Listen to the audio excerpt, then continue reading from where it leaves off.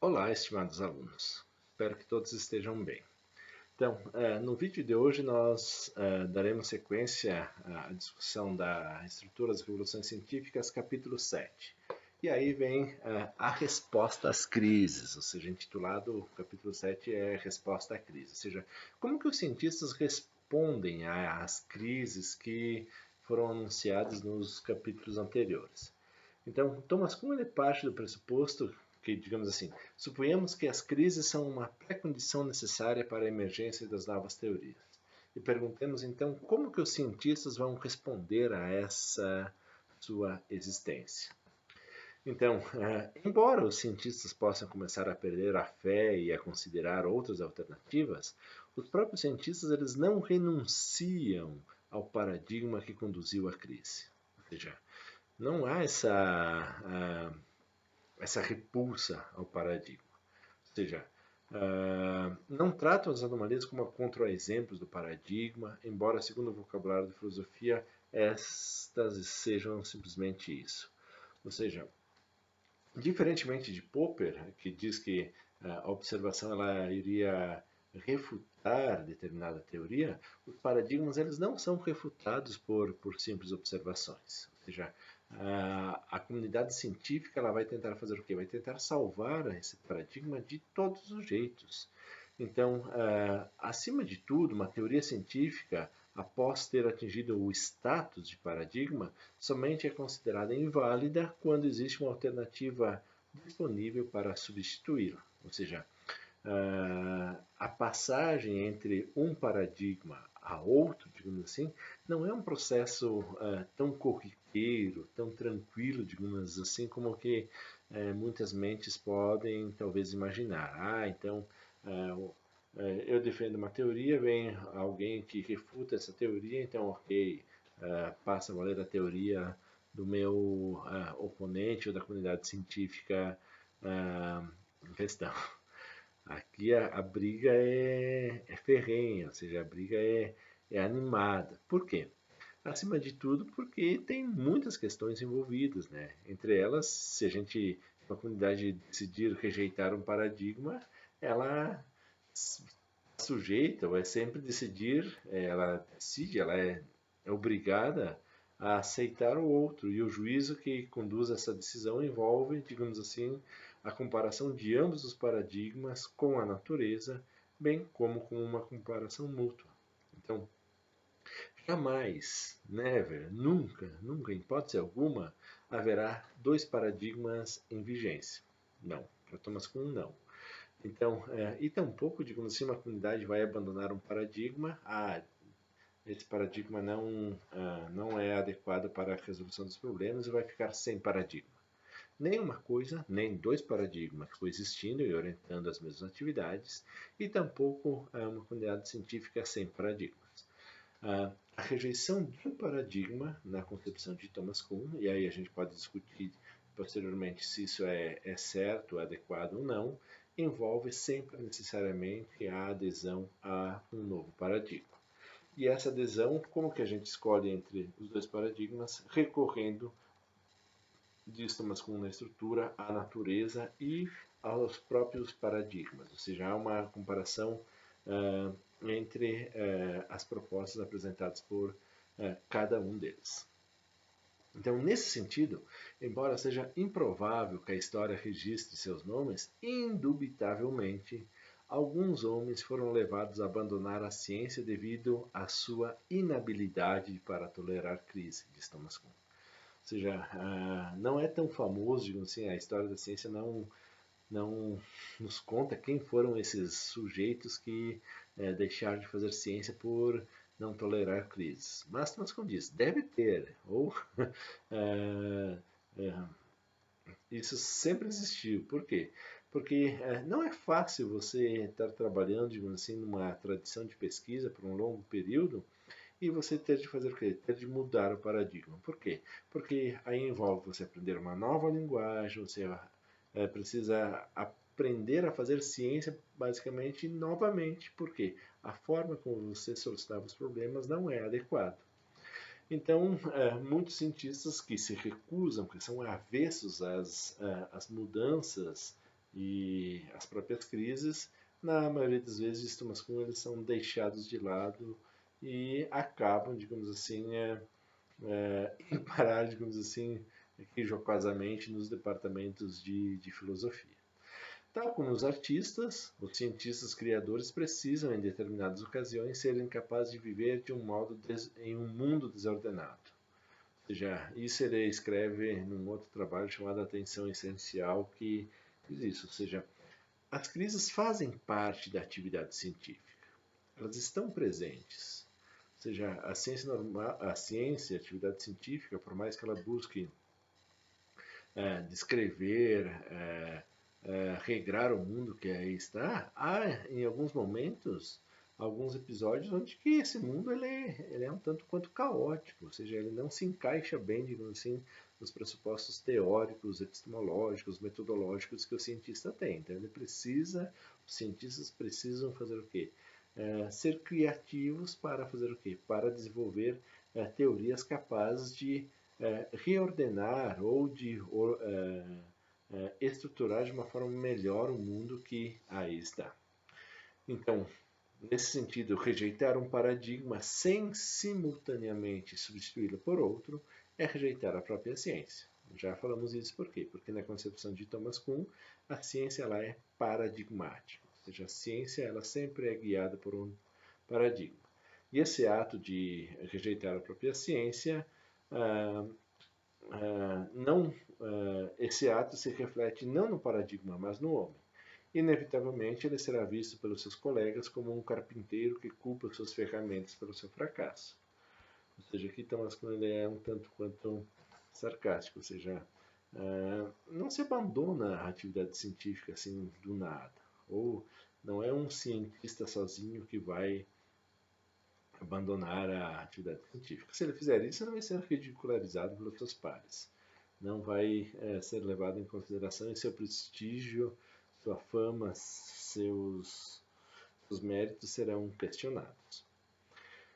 Ao invés disso, então, prossegue Thomas Kuhn de produzir contra-exemplos, a crise, as anomalias, a provocar uma proliferação de versões do paradigma, enfraquece as regras de resolução de quebra-cabeças da ciência normal, de tal modo que acaba permitindo a emergência de um novo paradigma. Então, os contra-exemplos, as anomalias e as crises, o que elas fazem? Elas enfraquecem o próprio paradigma. Por quê? Uma anomalia, no primeiro momento, ela vai fazer o quê? Ela afeta apenas uma pessoa ou um grupo muito pequeno de pessoas. Para se tornar uma crise, ela precisa fazer o quê? Ela precisa se ampliar e afetar, digamos assim, um número maior de pessoas.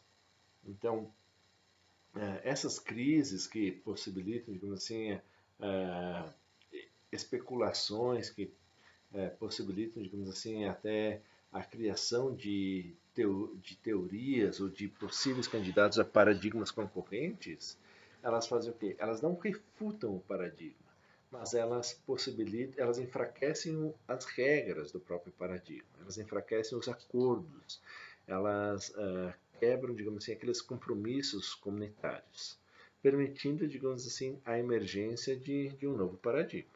Mas isso não é tão problemático, isso até é esperado. Por quê? Porque veremos a seguir que esse é um período bastante fértil para o quê? Para o desenvolvimento, para o crescimento da própria ciência. Então, como então, retornando à questão inicial, os cientistas respondem a coexistência, a consciência da existência de uma anomalia na adequação entre teoria e natureza? Ou seja, como que os cientistas dizem, existe uma anomalia entre aquilo que a teoria diz e aquilo que é observado? A resposta de Thomas Kuhn é bastante simples. O que acaba de ser dito indica que, mesmo que haja uma discrepância inexplicavelmente maior que a experimentada em outras aplicações da teoria, não precisa provar nenhuma resposta muito profunda. Ou seja, não há motivo para pânico, não há motivo para desespero, não há motivo para abandonar a própria prática científica. Por quê? Porque uma anomalia reconhecida, que vimos no capítulo anterior, e persistente nem sempre leva a uma crise. E aí começamos a ver, digamos assim, as possíveis respostas a essa crise. Então, nem toda anomalia leva a uma crise e tampouco nem toda crise vai levar ou vai conduzir a uma revolução científica, que é o, o período de ciência que vem a seguir. Então, voltamos novamente ao texto de Thomas Kuhn. Segue-se daí que para uma anomalia é, digamos assim, aquela carta de baralho anômala, lembre-se disso. Originar uma crise deve ser algo mais do que uma simples anomalia. Sempre existem dificuldades em qualquer parte da adequação entre o paradigma e a natureza. A maioria, cedo ou tarde, acaba sendo resolvida, frequentemente através dos processos que não poderiam ter sido previstos. O cientista que se detém para examinar cada uma dessas anomalias que constata, raramente realizará algum trabalho importante. Ou seja, as anomalias elas estão presentes, existem inúmeras e na maioria das vezes essas anomalias elas são adequadas, são ajustadas pelos cientistas no trabalho rotineiro, ou seja, não são merecedoras de grande atenção. Então, para que uma anomalia seja levada em consideração pela comunidade científica, ela precisa ser primeiramente o quê? Mais do que uma mera anomalia, do que uma simples anomalia. Quando, por essas razões ou outras similares, uma anomalia parece ser algo mais do que um novo quebra-cabeça da ciência normal, é sinal que se instalou a transição para a crise e para a ciência extraordinária. Então, enquanto que a anomalia afeta, digamos assim, apenas um ou outro membro da comunidade científica, ela não é muito, digamos assim, levada em consideração. Por quê? Porque dificuldades no trabalho, digamos assim, elas são rotineiras, elas são ordinárias, elas acontecem o tempo todo. A própria anomalia ela passa a ser mais comumente reconhecida. Por quê? Porque ela não é mais reconhecida então agora apenas por um ou outro indivíduo, mas começa a afetar, digamos assim, um número maior de cientistas. Então, e cada vez um número maior de cientistas eminentes do setor passa a dedicar-lhe uma atenção maior. Ou seja, na maioria das vezes, as anomalias elas são reconhecidas por pensadores, por cientistas que estão mais à margem, estudantes, jovens estudantes de mestrado, de doutorado que encontram um problema, quando que vem que esse problema, no primeiro momento o orientador diz, isso aqui é normal, estude mais que você vai solucionar esse problema. Depois, quando que as coisas vão se aperfeiçoando, quando que o problema vai ficando, diríamos, mais cabeludo, quando começa você diz, professor, não consigo solucionar isso, já esgotei minhas possibilidades, daí o orientador vai chegar. Realmente, aqui temos um problema. Vou ler com maior atenção o seu texto. E você vai lá, ele lê, primeiramente diz, acho que não é muito, mas depois fica uma pulga atrás da orelha e ele leva essa dúvida para os pares, e seus pares, no primeiro momento, acham que não é tão importante assim, mas com o passar do tempo dizem, olha, aquilo lá parece fazer mais sentido hoje. Então, ela vai ganhando prestígio, a anomalia vai ganhando prestígio e vai, digamos assim, contagiando o maior número de pessoas, até se tornar, digamos assim, uma crise. Então, se uma anomalia continua resistindo à análise, muitos cientistas podem passar a considerar sua resolução como o objeto de estudo específico da disciplina. Então, algo que era lá um tanto quanto periférico, que foi ganhando prestígio, deixa de ser uma anomalia e passa a ser uma crise. Por quê? Porque agora ela se torna, digamos assim, toda a comunidade científica se volta a ela tentando fazer o quê? Encontrar uma resposta. Para tais investigadores, digamos assim, a disciplina não parecerá mais a mesma de antes. Por quê? Porque é alguma coisa, digamos assim, nova, algo, digamos assim, que tem um potencial revolucionário. Parte dessa aparência resulta pura e simplesmente da nova perspectiva de enfoque adotada pelo escrutínio científico. Ou seja, é uma mudança, digamos assim, na forma como se vê, tem de se ver, se compreender o problema em questão. Só que a essa altura, digamos assim, embora ainda exista um único paradigma, constata-se que, aos poucos, cientistas estarão de acordo sobre que poucos cientistas estarão de acordo sobre qual seja o papel dele. Ou seja, o paradigma não tem mais aquela soberania, não consegue mais orientar e guiar todos os cientistas da mesma forma. Mesmo algumas soluções padrões de problemas que anteriormente eram aceitas passam a ser questionadas, ou seja, aqueles acordos, aquele consenso que era tão presente na ciência normal, agora no período de crises começa a ser o quê? Começa a ser ficar mais vigente.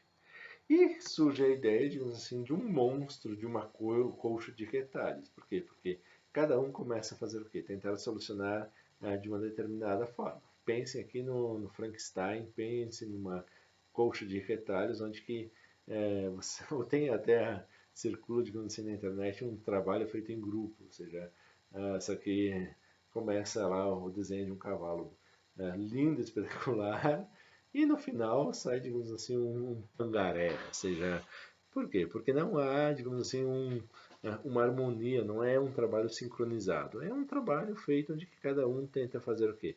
Tenta dar a sua contribuição, só que não é uma contribuição harmoniosa, é uma contribuição fragmentada, ou seja, é algo, digamos assim, que não tem muito pé nem cabeça. Isso nunca aconteceu com vocês, meus caros alunos. Vocês sempre fizeram um trabalho em grupo, com começo, meio e fim, tudo muito bem organizado, muito bem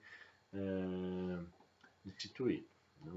Não é de vocês que estou falando. Estou falando, digamos assim, dos cientistas do trabalho de ciência extraordinária. Então, Thomas Kuhn aqui, para exemplificar a resposta das crises, ou o que é uma crise, ele traz alguns exemplos históricos. E aí eu dou uma pincelada neles também. Então, Wolfgang Pauli, nos meses que precederam o artigo de Heisenberg, que indicaria o caminho para uma nova teoria dos quantos, escreveu a um amigo. Isso, Wolfgang Pauli, escrevendo. No momento, a física está mais uma vez em terrível confusão. De qualquer modo, para mim, é muito difícil. Gostaria ter me tornado um comediante de cinema ou algo do gênero, e nunca ter ouvido falar da física. Ou seja, por quê? Porque imagina o caos, digamos assim, imagina, digamos assim, a desordem que estava entre os físicos. E Thomas Kuhn diz as palavras que Paulo pronunciou 5 meses depois. Aí temos.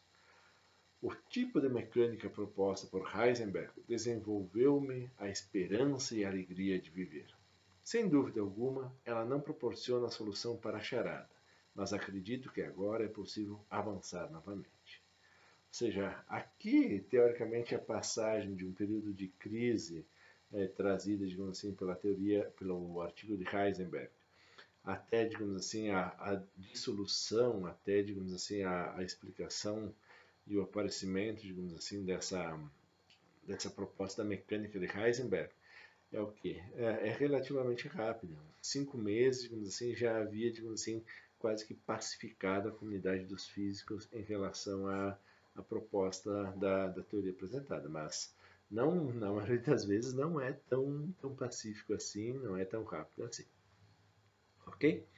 Mas voltando para a ideia geral desse capítulo. Então, todas as crises, elas têm início, elas partem, digamos assim, ou elas provocam o obscurecimento de um paradigma e o, consequentemente, relaxamento das regras que orientam a pesquisa normal. Então, o paradigma que era soberano, ele perde, digamos assim, a sua hegemonia, os próprios cientistas não depositam mais nele, digamos assim, toda aquela confiabilidade que tinha anteriormente. E nesse sentido, a pesquisa nos períodos de crise assemelha-se muito à pesquisa pré-paradigmática, ou seja, com a diferença de que o primeiro caso, o ponto de divergência é menor e menos claramente definido. E menor e menos claramente definido. Por quê? A pesquisa pré-paradigmática, lembrem-se vocês lá do início da estrutura, não tinha um paradigma, então haviam vários candidatos concorrendo. Aqui ainda há um paradigma, só que esse paradigma é enfraquecido e aparecem o quê? Paradigmas concorrentes. Aparecem paradigmas que têm condição, digamos assim, ou que têm o desejo, que têm a esperança de ocupar a vaga do paradigma em questão. Então, de um modo geral, as crises elas provocam, digamos assim, essa instabilidade. Beleza? E agora vamos responder ao título, ou seja, como que as crises podem terminar, ou seja, como que os cientistas podem responder às crises. Então, tem três formas diferentes. É muito simples, muito tranquilo, muito sossegado. Aqui Thomas Kuhn acho que foi a parte mais menos problemática da estrutura que se demonstrou, digamos assim, os críticos depois, talvez seja uma parte que os menos atacam, que são as respostas a essa crise. Então, a primeira forma como os cientistas respondem à crise. Algumas vezes a ciência normal acaba revelando-se capaz de tratar do problema da crise que provoca. Ou seja, apesar de todos os desesperos daqueles que o viam como o fim do paradigma existente. Ou seja, num primeiro momento, o próprio paradigma pode fazer o quê? Pode absorver a crise. Ou seja, é uma crise, temos uma crise, não é uma simples anomalia, é uma crise, mas a comunidade científica consegue fazer o quê? Consegue investir de tal modo a crise existente que acaba acomodando essa crise dentro, digamos assim, dos pressupostos teóricos dotados do próprio paradigma. E aí o paradigma se torna ainda muito mais fortalecido. Por quê? Porque deu conta desta crise.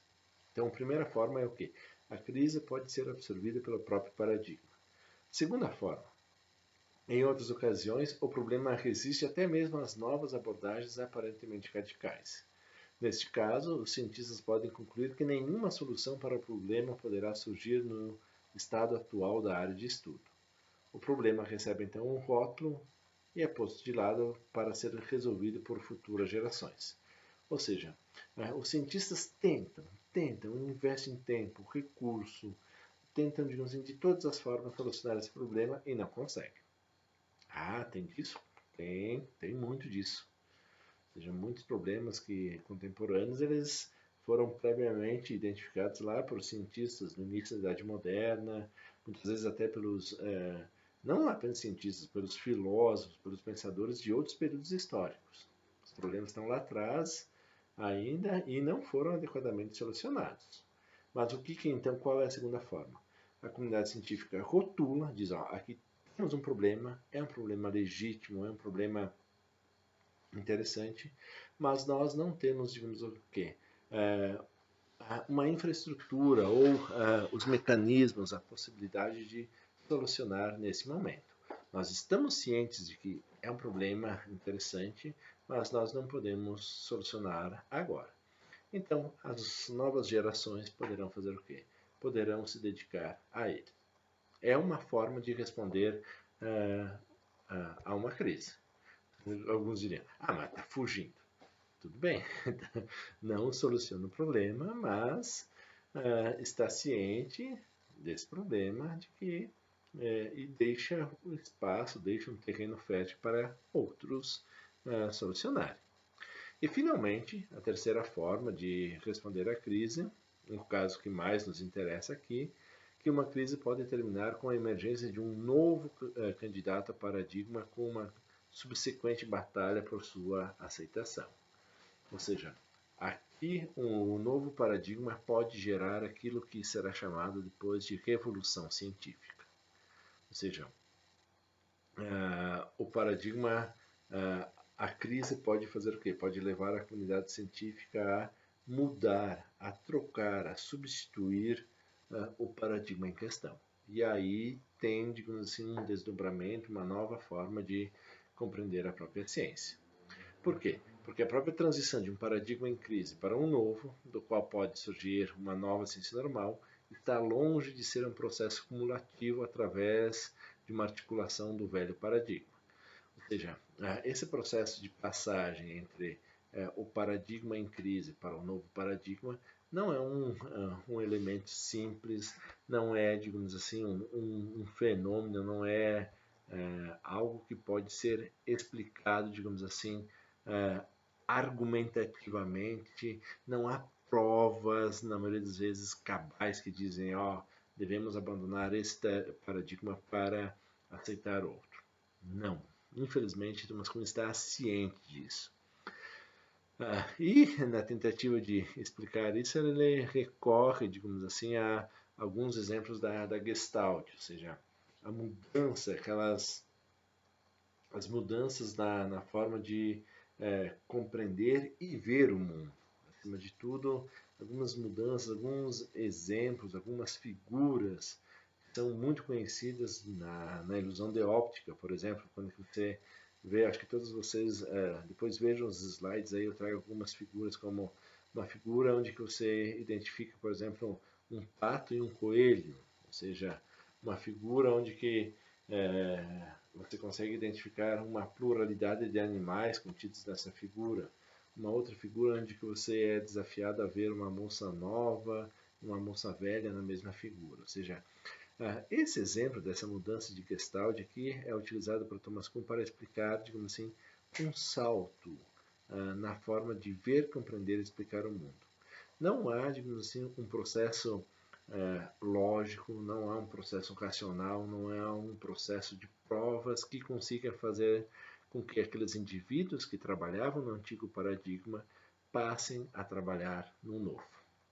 Ou seja, e aqui Thomas Kuhn levou bastante chumbo de seus críticos, por quê? Porque foi chamado de irracional, ou seja, essa mudança, essa passagem aí, se você não tem fundamentos lógicos, se você não tem provas cabais, se você não tem argumentos que consigam, digamos assim, convencer e demonstrar por A mais B todas as evidências, você precisa recorrer à psicologia de massas, você precisa recorrer, digamos assim, à retórica, que até Thomas Kuhn, esses elementos de psicologia das massas, de persuasão, de convencimento, eram elementos, digamos assim, totalmente contestáveis ou execráveis da prática científica. A ciência ela não poderia utilizar dessas artimanhas. E Thomas Kuhn diz, olha, eu estou relatando o que acontece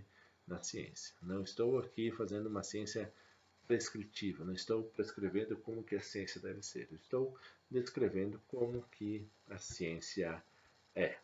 Então, aqui seria a terceira forma. Então, apenas recapitulando. As três respostas. O paradigma ele pode absorver a crise, primeiro. Os cientistas podem rotular essa crise e deixar para outras gerações. Ou o terceiro ponto, essa crise pode conduzir a uma revolução científica. Ou, sim, ela pode provocar a mudança, a ruptura. E é justamente nesse período de ruptura em que há uma pesquisa extraordinária, ou seja,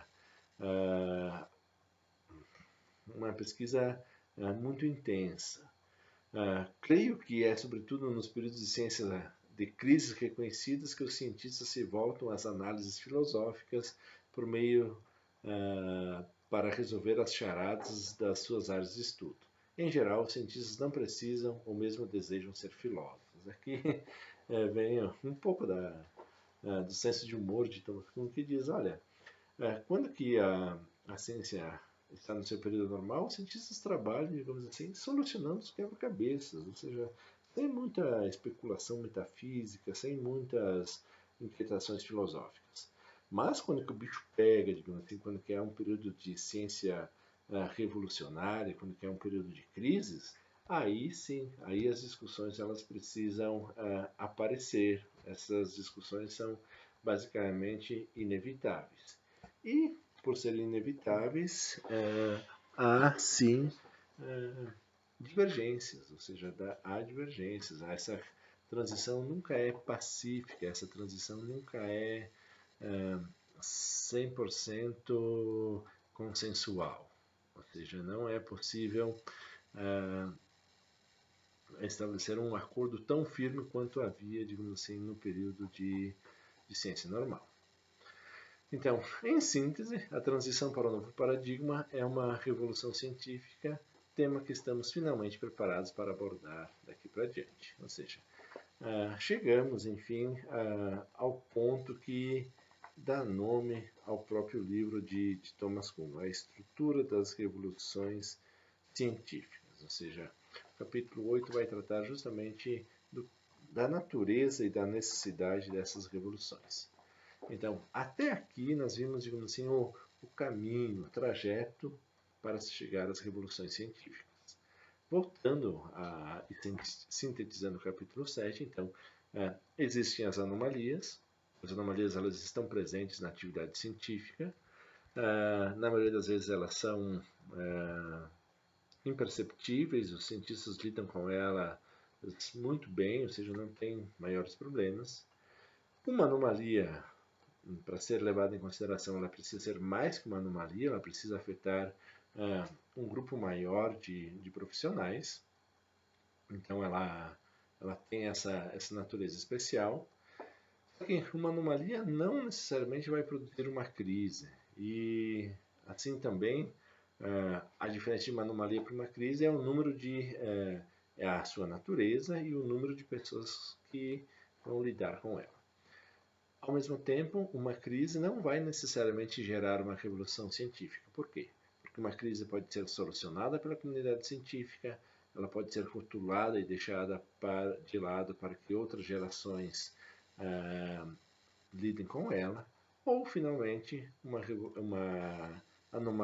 crise, pode conduzir a uma revolução científica. O que é uma revolução científica? Nós já demos alguns indícios, mas veremos com maior detalhe nos capítulos seguintes. Ok, meus queridos? Minhas queridas. Então, fiquem bem. Espero que leiam o texto, tenham acesso, digamos assim, ao material que eu disponibilizo para vocês. Um abraço e nos vemos nos próximos vídeos. Até mais.